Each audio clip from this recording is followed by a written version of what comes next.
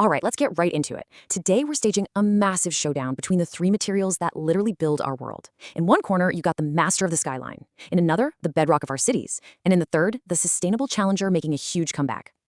So the big question is this. When it comes to building everything around us, which material really reigns supreme? We're going to put them head to head and see who comes out on top. First up in the ring, steel. We're talking about a material forged for incredible precision and tensile strength.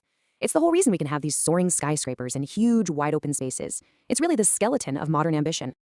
Our second contender? Concrete. This is the embodiment of pure mass and endurance. It is, quite literally, the foundation of our society, molded for raw, compressive strength and permanence.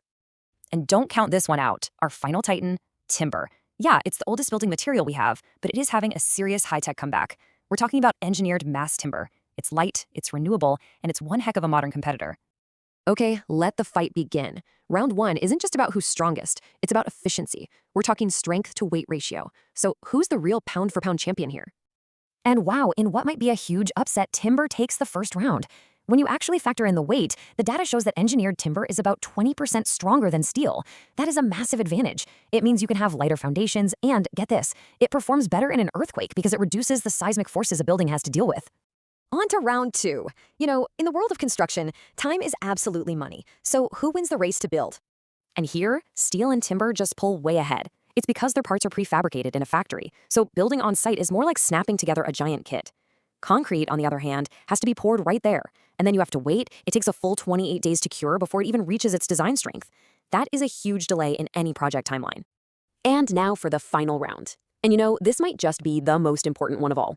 Which one of these materials is actually best for our planet? Let's look at the carbon footprints. Okay, check out this staggering fact. Just making cement, which is the key ingredient in concrete, is responsible for about 8% of all global CO2 emissions. That is an enormous environmental price tag packed into a single material. And I mean, just look at this chart. The difference is night and day. Making steel and concrete pumps out these huge amounts of carbon, but timber? It's totally unique. Growing trees actually absorb CO2, and that carbon stays locked inside the wood for the entire life of the building. This means timber buildings can actually be carbon negative. They're like giant carbon sinks. So after 3 rounds, who's the winner? Well, the verdict is surprising. It turns out the future isn't about choosing one titan over the others. It's about getting them to work together. The smartest way forward is the hybrid building. You use a concrete core for all that crucial stability and fire safety.